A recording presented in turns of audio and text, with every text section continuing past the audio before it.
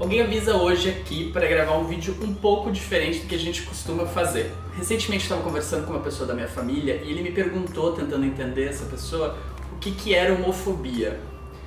E aí eu me dei conta de que a gente fala muito sobre o que é homofobia entre os nossos pares, nas nossas rodas, a gente sabe porque a gente passa por isso e passa por isso em maneiras diferentes, mas que as pessoas que eram da minha família, quando eu falava sobre isso, não entendiam o que era. E me dei conta de que às vezes precisa ficar mais claro para as pessoas o que a gente quer dizer. Parece que a homofobia é algo que a gente passa, mas o que é que a gente passa? Quais são as situações por quais a gente passa que nos levam a dizer que a gente sofre homofobia? É lógico que a gente não precisava explicar para ninguém, que não existe essa necessidade de a gente explicar para as pessoas que homofobia é essa violência contra os LGBTs, ou no caso a LGBTfobia, no caso de outras pessoas, no meu caso, homofobia. E ao mesmo tempo eu percebi que a única maneira de eu explicar para essa pessoa da minha família o que era homofobia na prática era contando as histórias. E ao mesmo tempo é ridículo que a gente tenha que revisitar os nossos momentos mais tristes para explicar para alguém que a gente está sofrendo violência, quando na verdade se eu te dissesse que eu estou sofrendo violência, só isso já deveria bastar.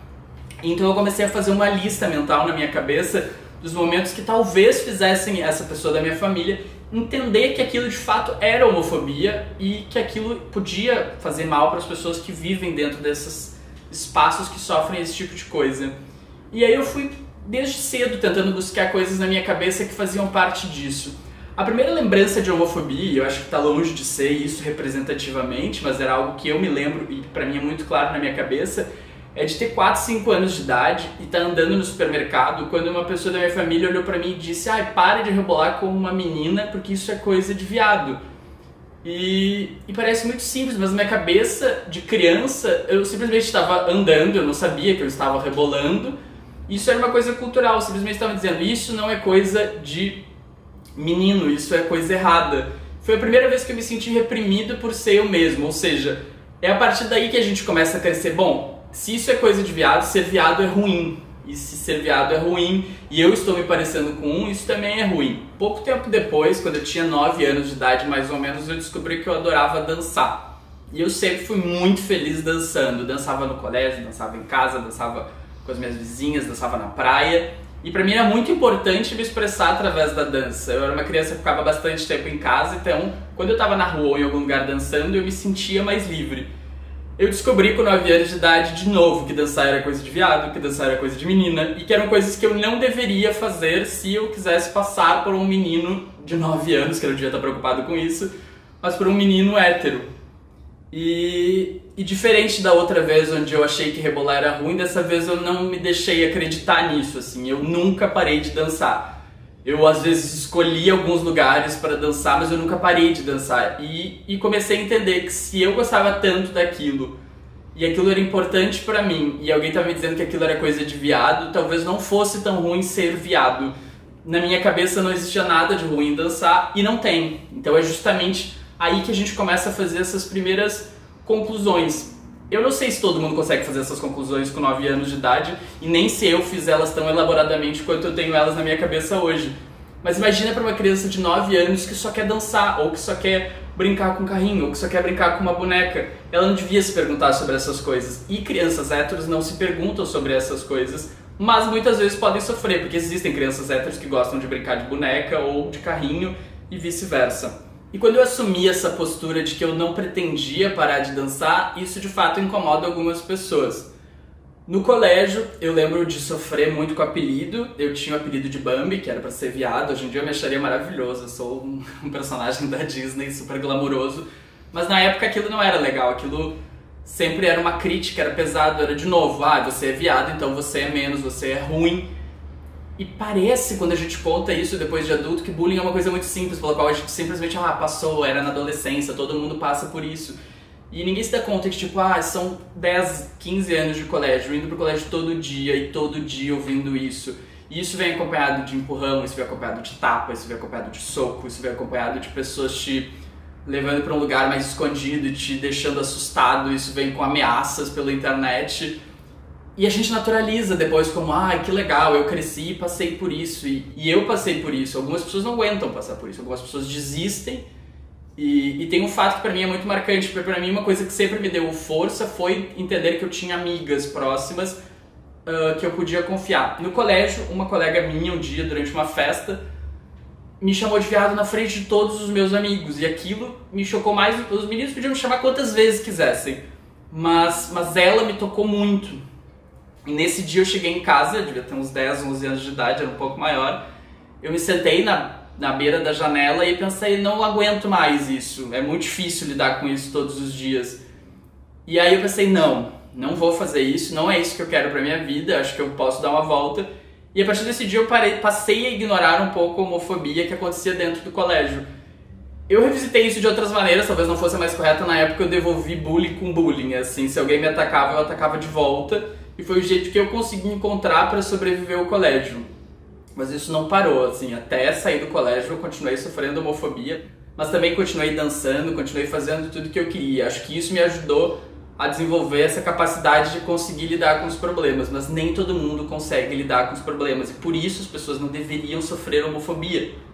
A gente sai do colégio, eu entrei na faculdade, entrei num ambiente certamente muito mais permissivo e com pessoas com as quais eu podia ter trocas, mas a gente começa a se dar conta de que existe uma outra esfera da sociedade que a gente também não fazia parte antes e que tá ali, que existe. E com 18, 19 anos, então eu comecei a ir para minhas primeiras festas LGBTs. A primeira coisa que eu lembro e que me marca um pouco é o fato de que eu não podia contar que eu ia, né? Porque a minha família não sabia ainda que eu era LGBT. Eu acho que a maioria das pessoas não passa por isso. As pessoas vão em festas e podem dizer onde vão, com quem vão, por que vão. E a gente tem que se esconder. Então isso já é homofóbico por si só, porque a gente não deveria ter que se assumir para os pais, a gente não deveria ter vergonha de quem a gente é para os nossos pais. E a gente passa por isso. Lógico que é cultural, lógico que é social, muitas vezes não é culpa dos pais diretamente, mas em outros casos tem pais que deixam claro que não vão nunca subir um filho LGBT. E isso deixa claro para aquela pessoa que ela não pode contar para as pessoas que essa é a realidade dela.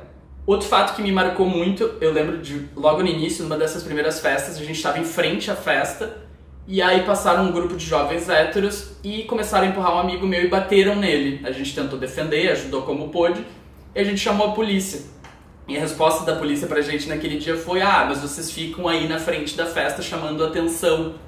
O que é chamar atenção? A gente estava sendo a gente mesmo, ou seja, o discurso reproduzido desde o colégio de que a gente estava fazendo algo errado estava sendo repetido de novo. E quem deveria nos proteger estava dizendo que não ia porque, de novo, a gente estava fazendo algo errado. E essas coisas continuam diariamente, em vários momentos da vida. Eu teve uma situação de estar andando na rua com meu irmão, na cidade onde eu nasci, e passar um carro e dizer: quem é que tá comendo quem?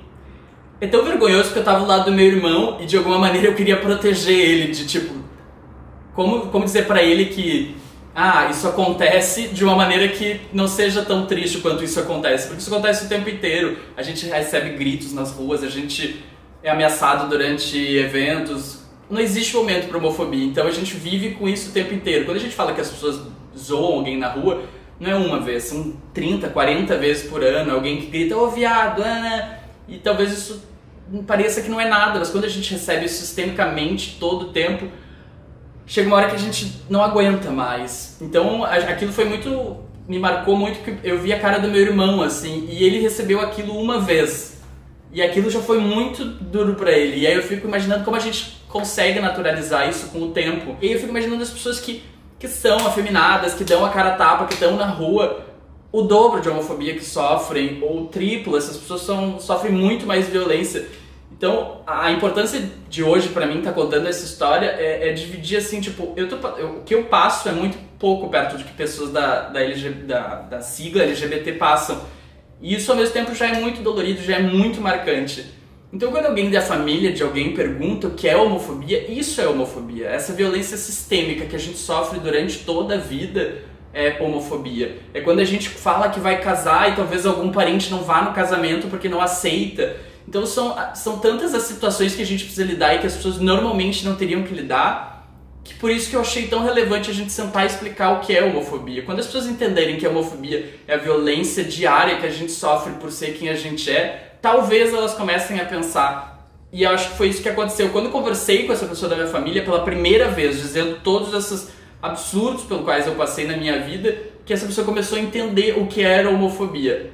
Eu acho triste que a gente tenha que explicar, e acho triste que a gente tenha que passar por essas situações, mas se um dia alguém te perguntar o que é homofobia, talvez a gente tenha que dizer, é isso, essa violência que eu estou sofrendo, essa violência que eu sofro e essa violência que eu vou sofrer pro resto da minha vida, provavelmente. Resumindo, como eu tinha dito, esse é um vídeo diferente dos outros que a gente costuma fazer aqui no canal, mas eu achava importante também demonstrar, dividir um pouco da minha história e mostrar um pouco do que a gente passa, assim. Já que eu tô sempre aqui contando histórias de outras pessoas, dividir um pouco da minha história talvez seja a minha maneira de me expor também um pouco e de dizer o que eu passo e o que eu sinto como maneira de as outras pessoas conseguirem repensar as suas histórias. Então, principalmente para os LGBTs, a gente vai passar por essas situações, mas por favor não desistam, a vida melhora, eu tenho muitas coisas felizes na minha vida. Mas para as pessoas que não entendem o que é homofobia é isso que a gente está passando. Então quando alguém te disser que está sofrendo homofobia, escuta essa pessoa, dê atenção para essa pessoa, dê esse carinho para essa pessoa, porque é isso que ela precisa. Ela não está brincando, ela não está inventando uma palavra nova, é uma coisa muito necessária. Se vocês quiserem saber mais sobre como denunciar a homofobia, a gente também vai botar um link aqui embaixo. Hoje em dia é crime, então por favor, gente, não deixem que isso siga acontecendo. A gente precisa melhorar a nossa sociedade, a gente precisa garantir os nossos direitos. E são simples, a gente só quer ter o direito de ser quem a gente é. Nesta data,